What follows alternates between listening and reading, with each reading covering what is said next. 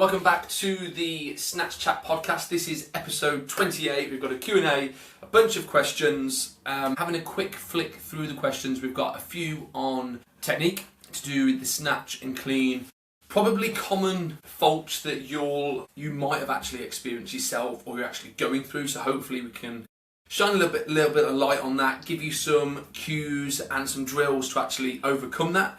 And then we're going to take a look at a few questions on injuries. So mainly around sort of the mobility and common injuries that are associated with weightlifting. Now, some people think like weightlifting is super dangerous. It's not necessarily dangerous unless you aren't listening to the body, you're forcing yourself into positions where you haven't got the mobility or the stability, and then obviously you're going to cause an injury. There's common issues or injuries that you'll find, and it's mainly down to like the joints, the knees and the elbows take a battering because of the sort of the force as we hit the bottom of our movement and that snap as we take that bar overhead. But there's different things that we can do and make sure our program focuses on or takes into account to actually prevent that from occurring.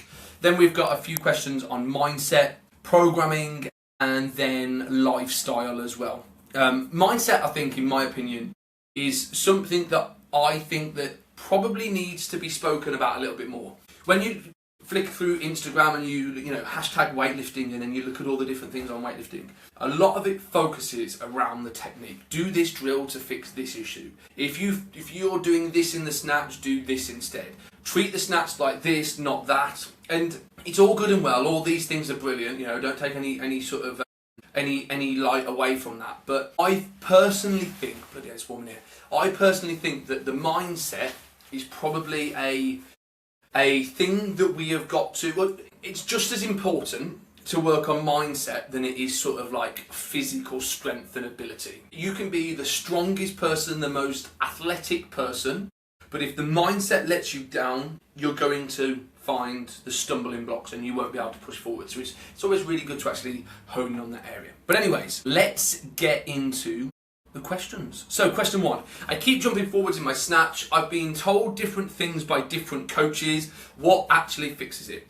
Now, I totally get this, and I probably have fell victim to this before, is giving out loads of different drills and cues and tips, okay? And it's brilliant. What I would look at now, though, is that there is something, there's a thought process and there's a way that we want to think of the lift and action the lift. And then to do so, we just want a movement that's going to highlight that. So jumping forwards often is down to the fact that the weight comes into the toes, you're jumping forward. So you're basically trying to get into extension just a fraction too soon. So the first thing you've got to try and do here is slow that movement down. It's not about trying to grip and pull that bar overhead. Treat the lift very much like driving a car out of car parking spot. We want to accelerate through that movement. So that first phase is going to be the slowest phase. No speed until we get to the hip crease. Treat the hip crease like the motorway. I'm joining the motorway here. So we're going to find that fast, aggressive acceleration, that snap of the hips. But to get to this position, we've got to make sure the weight is through the midfoot. Midfoot pressure for as long as we possibly can. Okay, so we know that we need to accelerate through that movement, but we need to make sure that we stay flat-footed for as long as possible. So a movement that I would use to fix this is a tempo snatch. Slow that snatch right down. A tempo snatch is basically move as slow as you possibly can until you get to the hips or a different position, and then go for it. So if this is the case, you are going to keep that movement super slow until you feel those hips. Once you feel those hips, it's that aggressive extension and forceful drop into that bottom position. No speed before that. And that then should promote driving through the midfoot as opposed to coming up onto our toes too soon. Question number 2. My clean keeps crashing onto my shoulders instead of landing controlled. What's going wrong?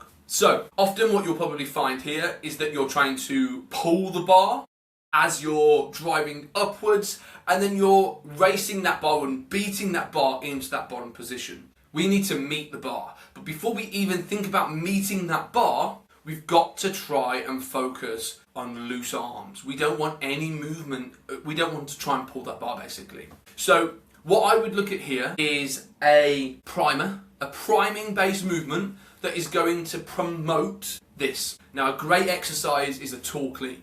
Torque clean is a flex of the elbow. There's no shrugging involved. We never want to start shrugging that bar. The shrug naturally happens in the Olympic lifting movements. We never want to manually try and shrug. So as I'm standing up with that bar, I'm going to flex my elbow. And as soon as I flex my elbow, I'm going to force myself into that bottom position. And I almost want to try and keep that bar as low as possible. I'm not looking to try and drive the bar all the way up here so then it crashes onto me. I want to try and keep the bar nice and low. Meet that bar in that bottom position. Meet that bar is the big cue here. So that's my main or priming base movement. I'm going to keep it super, super light. And each time I do it, I'm going to try and build confidence to actually sit a little bit lower and try and keep that bar even lower. So everything's minimal. Then I'm just going to go into, say, a full clean. And it might well be a tempo clean. But as soon as I get to my power position, I'm going to drive into extension, that aggressive snap into extension. But it's how fast can I force myself into that bottom. Trying to still think about keeping that bar nice and low. So I'm not looking to shrug and pull. I'm literally going to get to my hips, flex my elbow. As I flex my elbow, I'm forcing myself into the bottom. We want a higher focus on getting into that bottom part of the movement rather than trying to create space. That's how I would look at fixing this issue. Now, over time, you'll then probably find that the limiting factor in the clean is now that you can't get underneath it because there's less height on the bar. So that's then when you start to look at power cleans, but never look at power cleans too soon. I think sort of power snatch, power cleans can really confuse that lift. So it's best to just sort of forget about it and just go for full snatches, full cleans, work on improving and getting a really good solid base of technique. And then over time, that's then when you can start to play around with different derivatives and actually start building even more solid lifts. Question number 3. How do I improve my front rack if I've got limited wrist and shoulder mobility? So, you've basically answered this question yourself. If you've got limited wrist and shoulder mobility, you need to start improving your wrist and shoulder mobility. Now, I'm not saying that you should do 60, 75 minutes every single day on top of training. You'll probably just need to do a little bit of mobility work before your session. So I'm assuming this is probably going to make the biggest impact when you go into cleans. So you might go just into like padding the wrists, so on all fours and just shuffling those wrists out, turn the hands face to face outwards, turn the hands to face towards me, and then pedaling back forwards. Again, get a nice stretch. Flip your hand over, do exactly the same again so we can stretch down here. That has always been my go-to wrist movement.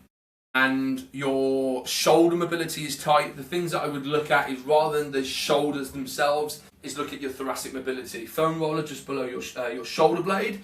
Arch over the top and try and drive your arms towards the floor and pushing that chest out, flaring that chest out. Flaring the chest is what we need when we're going to get into that front rack mobility. So if anything, look at thoracic to improve shoulder. Start padding those to improve your wrists. Question number 4. My ankles are really restricted in the squat position. If this is a mobility issue, is this a mobility issue or a technique issue? It very much sounds like a mobility issue. If your ankles are restricted in that catch position, it's most likely down to mobility. So again, very similar to the question before, 5 to 10 minutes before your workout is probably all you need to actually start to see an improvement. And then it's about doing that consistently, doing that potentially 5 to 10 minutes before each session. You then might take a look at doing something on rest days or throughout the day. If you're a desk worker, is it something that you can do a couple of times a day throughout your shift, just to try and get the blood flow into that area and improve the mobility overall? It might well be a technique issue if you're taking your feet too wide. If you take your feet too wide, you're then going to struggle to get those knees over toes. So have a look at your position as a general rule of thumb. Don't jump down my neck once I say this, because it is very generalised. But then you can start to manipulate it and work from there. But ideally, you want your feet to be a bit wider than shoulders apart, toes facing 10 o'clock and 2 o'clock. See how that feels? Feels a little bit weird. Take the feet a bit wider. But it's better off to start to narrow and then build out and then find that position. And then if you're trying to get to that same position in the snatch and the clean, just have it as no feet movements. Your feet stay in that position, drive up and sit down into that lift. That way then, We're trying to promote the technical change without having to completely re-change the way that we think of that lift. And then if it is a mobility issue, 5-10 minutes in your warm-up, probably do a really good job at fixing that. Whew, I feel like I am on fine form with these questions today. So, question number 5. I've been stuck at the same snatch max for 4 months. Where do I even start looking for the problem? So, you've been stuck at the same snatch 1 rep max for 4 months. Fuck. I wish that was me. I've been stuck for the last few years, but obviously different injuries down the line, different things have been going on, etc, etc. But I fucking hope I PB my snatch this year. Even if it's like a kilo, I'll probably shed a tear. That's how much I want to PB my snatch. But where do you start looking? If you've been listening to the podcast, you know, over the last couple of weeks, you'll find that I always say this one thing. Look at the start of the movement. Fix the biggest issue at hand. So whatever's going on in the start position, if there's something wrong, something you can fix that before then you start to look at the rest of that movement. Now, I've put together something called the weightlifting checklist. This is literally a document I put together for my master's dissertation, and also I use it with all my athletes. It's literally a load of different images of the movement. So you do a video yourself doing a snatch from a 45-degree angle. Once you've got that, you're going to clip certain positions from that movement, and there's a whole instruction manual down the one side. Get a screen print and put it in there, and literally tick and cross the things that you see happen or don't happen. And what you'll find is that it will highlight the area that you need to work on in your movement. You might have one cross in the start position, and that's the one thing you're going to fix, which hopefully then will bleed into that second phase of that movement. But yeah, you're always going to start from the start position. For a clear way of actually doing a really good job of fixing your movement, take a look at the weightlifting checklist. I've actually linked it below. If you listen to this podcast, or obviously if you're listening, you are listening to the podcast, but if you download this weightlifting checklist, if you message me, either on Instagram or even reply back to one of those emails with Snatch Chat episode 28, I'll jump on a call with you for free, and I'll literally fill it out for you and actually tell you the areas that you need to work on. How about that? Fucking hell. I am generous on this Thursday afternoon. Right, what does a proper deload actually look like in weightlifting? Do I still do the competition lifts? Yeah, there's different ways that you can deload. You've got to try and find the preferred deload for you. So often what you'll find is that you'll drop your percentages right down. Rather than looking at variants of that movement, you probably just look at doing the full lifts. Okay, the full lift is probably less technical than looking to do a derivative of that movement. Okay, that's how I would look at it. Full movements, not necessarily much variation, and drop that volume all the way down. So if you might want to drop it by 10 to 20%, depending on where you are within your program. That's a general rule of thumb. That's probably the most common deload. Now, a deload that I have found very useful for myself, but also a few of my athletes, is volume and intensity. 2 different lines. If it was a graph, you've got volume is up here, intensity's down here. If intensity's up here, volume's down here. So we want to lower this volume down, but we want to try and keep this intensity a fraction lower. So we'll have top sets. So you might have, so again, I'm not necessarily looking at the derivatives of movements. It would probably be the full movements, but I might look at hitting a snatch single, snatch double, a slightly higher weight before then I bump into my back off sets. The reason why you would do this over the other deload is because you get that same feel and you don't lose that confidence at that weight after that week. And then once you get back into your program will start at that same weight as, or potentially a fraction higher than that top set in the deload. It feels good, it feels sharp, you can then progress. But the volume is the biggest thing that you want to drop down. Okay, so you probably won't do, the sessions will probably be a lot shorter. You probably will take out all the accessory based movements and just work on the main focus points of those sessions. So your volume drops, you'll have the peak of the intensity as you hit your top singles for snatches and clean and jerks, and then you bring it all the way back down and squat intensity, very similar to the other way of deloading, drop that right down. Or have an emphasis of this. One of my athletes was doing an 85 AMRAP front squat, And that was a way of still feel how 85 was going to move before then a bunch of back offs, or it might well just be that you do 1 to 2 AMRAP sets, leaving 1 to 2 reps in the tank, just so you get to still feel that weight. But overall volume will probably still be a little bit lighter than the previous week. So there's 2 different ways. The best thing to do is experiment. There's no right or wrong, and I think that's one thing that you've really got to try and focus on, is that there is no right or wrong. Next question. How do I balance 3 to 4 days of weightlifting with a busy job and family life without burning out? So, I think I literally say this in every single episode. And I was on a call this afternoon, or this morning, and it was something that I actually feel really passionate about. I'll probably make a post about this next week, but I saw a weightlifting coach that is an elite level athlete, or was. He might have been popped for drugs. He might be a he, he might be a she. I'm not going to name any names here. He was basically saying they were basically saying that you need to do 3, 4, 5 session of weightlifting each week, so because volume is the way that you get better at those movements. And I sort of get in a way. But then I look at it from a point of view, is that's like very much saying that if you can't give me 4 sessions a week, you're never going to be good at weightlifting. And I think it's the fucking total opposite, okay? A lot of people that I coach are probably over the age of 30. They've got shit going on in their life. They can't give 4, 5, 6 sessions per week. If you can, brilliant. If that works for you and it fits into your lifestyle, this isn't to do with you.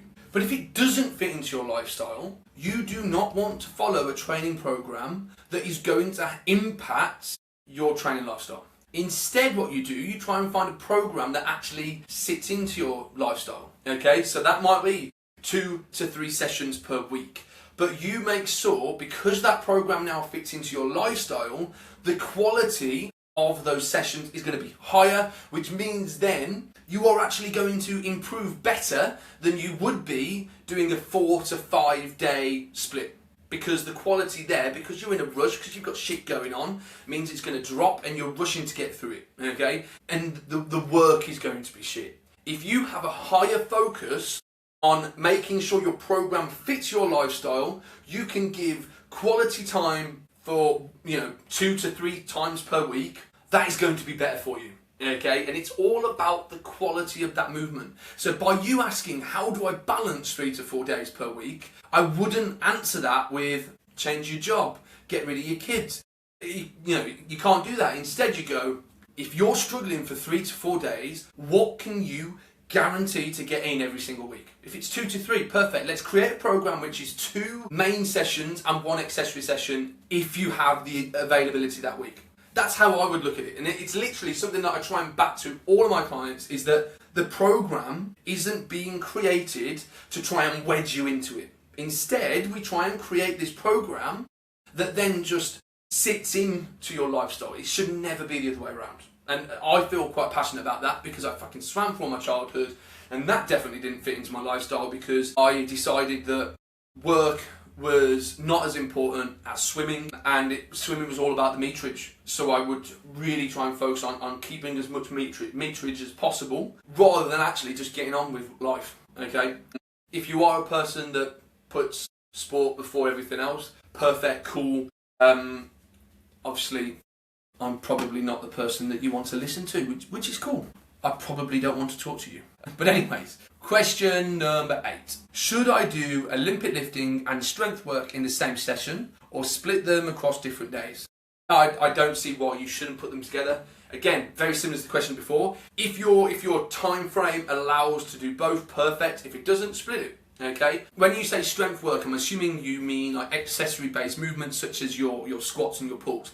And it should all sit in your program. The only thing that you're looking to do, your weightlifting program is always going to have an element of technique, the main Olympic lifts where you're going to start pushing the percentage, and then some sort of accessory stuff that's going to help support and strengthen the other areas, which are going to positively impact your snatches and your clean and jerks. But when we say that, this is a general outline. We've got to look at how much volume can you take, what intensity can you take, and that's going to help us create the program. For me, for example, I cope really bad doing sort of say 8, 9, 10 sets of snatches. So I don't. I do 3 to 4. I keep the focus. I can action 3 to 4 really, really good sets, move on to my strength work. I can do 8, 9, 10 sets of snatches. The intent or the quality of the movement declines. I can't be asked to do the next bit. I rush it. So there's no point. Okay, I've got a short attention span for that movement. So 3 to 4 sets works for me. Might do 5 on lower intensity weeks, but yeah, as that percentage builds, I lower my volume right down. But you've got to see what works for you, and sometimes the best way to find out what works for you is to actually have a coach sit down with them and devise a program together. And that's what I try and do with all my athletes, is actually make sure that we devise the program that works for them. I've got an athlete that this week we've made a huge change, is that we dropped the volume right down, because he seemed to be struggling. Now we're sort of creeping into that 80 to 90% mark, okay? He coped better with higher volume at those lighter percentages, mainly because he probably came from a CrossFit background and those were the weights he was chucking about in CrossFit workouts. But now we wanted a higher focus on pushing the weight and keeping the quality. You had to lower the volume to allow that to happen. Our next cycle, we might then start to see if we can squeeze that volume just a fraction higher and maintain that intensity. Before then we drop it and then start pushing up for a 1 rep max. So there's different ways and avenues that you can look at your program. But yeah, biggest thing, you've got to find out what works for you. Question number 9. I've got a reoccurring wrist niggle from the jerk. Should I push through it or rest and modify? Okay, I don't agree with resting. I would 100% agree with modify. But before you even think about modifying your sessions, go and speak to a physio and find out what the problem is, okay? Do not trust a physio that tells you to sit on your ass and not train. Find a physio that is going to help you, tell you what it is, tell you what to avoid, tell you the things that you should start to do to supplement your program to actually improve that little niggle. Work with your coach to make those changes and then go and action it. But never trust a bloody physio that tells you to stop exercise. It's poor. Unless you've broken a leg. But then there's part of me that goes, well, if you've broken a leg, you know, if you really want to train, there are still things you can do. I know a lot of people, I've got a lot of clients that train for mental health purposes. If they broke their leg, I can 100% guarantee you, they would be like, so what can I do? What can I do in my program? I had a client that tore her calf. We just took out the lower body stuff. We increased the upper body stuff. So that was the higher focus of the program. And then as those weeks went on, I worked closely with the physio to actually start implementing stuff into a program that was actually going to help strengthen her legs and get her back to playing the sport. So yeah, just don't trust a physio that tells you to stop. It's almost like, you know, putting your faith into a coach that a coach like myself that tells you they don't need to train. Makes no sense. Last question. How important is hip mobility for the clean? And what are the best drills to improve it? So, hip mobility, it's very, very important. Hip mobility is going to give you that deeper range of movement to receive the bar. If you don't, you're going to struggle getting into the bottom position, which isn't the end of the world, but it means that the bar has to travel higher for you to receive. You've got really good mobility, you don't have to have much height on that bar. So as that weight gets heavier towards maximal weight, it's going to be better for you to sink low and sit into it. Working around hips, look at internal, external movement, so shin box is really, really good for that. Just sitting into a deep squat, using your elbows to push those knees out, push those knees in and push them back out. So you're trying to drive that internal, external rotation again. Look at stretching the glutes in like a pigeon. It might be even a press-up position, marching that 1 foot forwards. But try and look at moving forwards, backwards, side to side when it comes to the hips. That's probably the biggest thing that I can help. But shin box, sitting into a deep squat, press-up marches are probably the three things that I would look at doing to improve said issue. Damn, 10 questions in. I feel like I was on a roll today. Like I really enjoyed answering some of those questions. Yeah, that is the end of episode 28. So as I said, one of the earlier questions, I've put together this document called the Weightlifting Checklist. Literally, it is I might be biased, but I used it. I created this when I was doing my master's dissertation, and I've used it ever since. And it literally helps me guide my athletes programming. I'm giving it you for free. I've put the link below. Put your details in, I'll send it over. You use that. If you want to actually just download it and actually make me do all the work for free, reply to my email where when I send it to you, or message me on Instagram, just saying Snatch Chat episode 28. I will then book a call with you for free. Sit down, you send me a video of your snatch, maybe even your clean and jerk, and I will literally analyse it, show you what I've done, and tell you the areas that you need to work on, completely free. And if you want to actually then take it one step further, I've actually got a free weightlifting group called the Oxford Performance Lab, which is a free community. There's different resources in there that are going to help you refine your technique, define your strength, and overcome technical faults. Again, I'll link that below. But that is the end of episode 28. Join me next week for episode 29. We are coming up to that big 3-0. See you in the next one.